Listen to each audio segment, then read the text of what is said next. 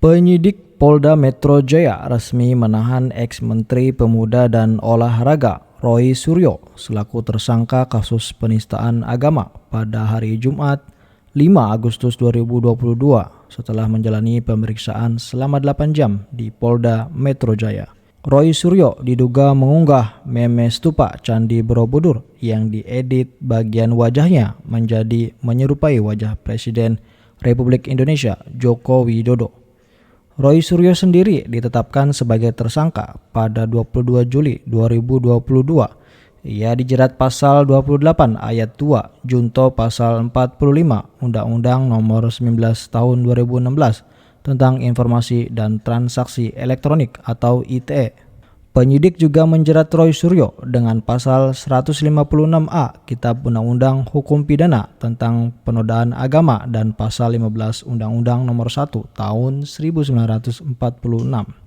Tindakan ini memang selayaknya tidak patut untuk dicontoh dan berharap hukum Indonesia berdiri tegak dengan seadil-adilnya tanpa memandang suku, agama, ras ataupun lainnya.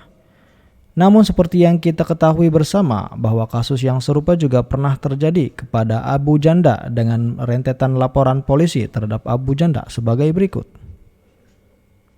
Yang pertama, laporan dugaan rasisme terhadap Natalius Pigai. Laporan itu dibuat oleh Dewan Pimpinan Pusat Komite Nasional Pemuda Indonesia.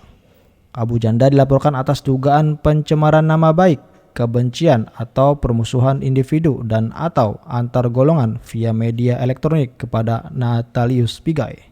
Dugaan tindakan pidana itu berasal dari akun Twitter milik Abu Janda.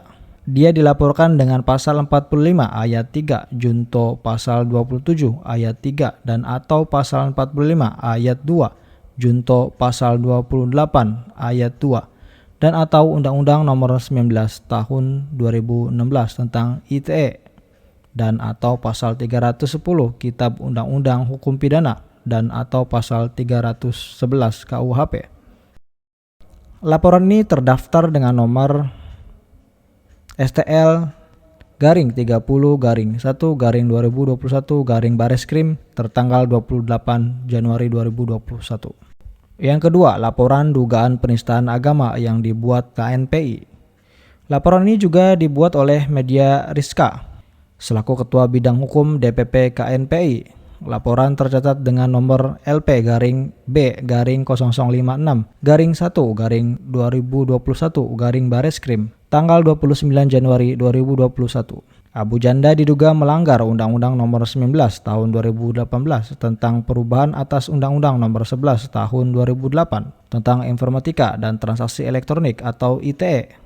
Pasal 28 ayat 2. Penistaan agama Undang-Undang 1 Tahun 1946 tentang KUHP. Pasal 156A. Dugaan tindak pidana dilakukan melalui akun Twitter @permadiaktivis1 pada 25 Januari 2021. Cuitannya adalah Islam memang agama pendatang dari Arab. Agama asli Indonesia itu Sunda, Wiwitan, Keharingan, dan lain-lain. Dan memang arogan mengharamkan tradisi asli. Ritual orang dibubarkan pakai kebaya murtad. Wayang kulit diharamkan, kalau tidak mau disebut arogan jangan injak-injak kearifan lokal. Begitu menurut cuitan Abu Janda. Yang ketiga, laporan dugaan penistaan agama yang dibuat Ikatan Advokat Muslim Indonesia. Ikatan Advokat Muslim Indonesia melaporkan Permadi Arya ke Bareskrim Polri Selasa 10 Desember 2019.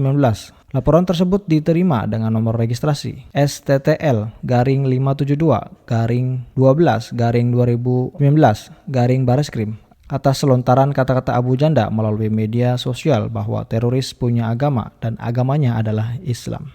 Yang keempat, laporan pencemaran nama baik yang dibuat Ustadz Maher. Almarhum Ustadz Maher pernah melaporkan Permadi Arya ke Bareskrim Mabes Polri karena dianggap telah memfitnahnya di media sosial. Laporan bernomor registrasi LP_B/1010-11-2019 Bareskrim tersebut diterima polisi Sabtu 30 Mei 2020. Abu Janda dilaporkan karena menyebut agama Islam sebagai agama teroris dan Maher yang berprofesi seorang ustadz disebut guru para teroris. Itu hanya sebagian laporan terhadap Abu Janda yang diinformasikan dan sampai saat ini laporan tersebut belum diproses. Belum lagi laporan polisi terhadap Denny Siregar, Ade Armando, Ruhut Sitompul, dan lain-lain yang sampai detik ini pun masih belum diproses.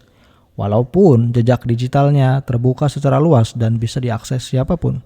Namun berbeda terbalik dengan oposisi atau lawan politiknya, maka akan cepat diproses dan dijadikan tersangka jika tersandung kasus yang sama. Belum lagi kasus penembakan Brigadir J atau Joshua yang menyoroti kepolisian Indonesia, yang mana pelaku penembakan adalah polisi dan korbannya pun polisi. Sampai saat ini kasus ini masih belum menemui titik terang. Padahal sudah jelas lokasi penembakan, yang menembak dan yang ditembak siapa. Kasus demi kasus yang terjadi di negeri Konoha, sebutan bagi para netizen untuk menyebutkan negara Indonesia, yang mana enggan menyebutkan dengan jelas negara Indonesia karena takut diciduk polisi. Hal ini menjadi semakin mencoreng kredibilitas dan kepercayaan masyarakat Indonesia kepada penegak hukum dan kepolisian Indonesia. Jika 1-10, berapa nilai yang kalian berikan untuk penegak hukum di Indonesia? Silakan komentar di bawah. Sekian dari Jipam Media, sehat selalu Indonesia.